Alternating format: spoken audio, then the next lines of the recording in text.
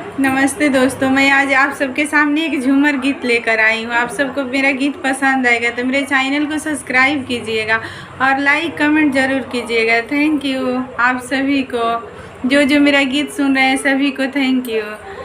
राजा हो कब आईबा कब जाइबा, टाइम बता के जा, फोटो एगो खिंचा के जाना।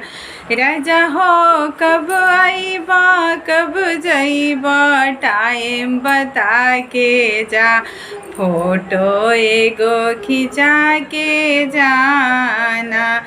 तहरा दीदी के बोली हमरा साले कर्ज में गोली, हमरा साले कर्ज में गोली। अपना दीदी के ससुरा उनका भेजौले जा, फोटो एगो खिंचौले जाना।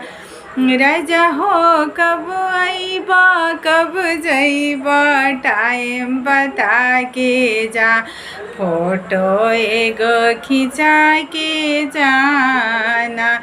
तहरा भाभी के बोली हमरा साले कर्ज में गोली, हमरा साले कर्ज में गोली। अपना भाभी के लगा करौले जा, फोटो एगो खिंचौले जाना।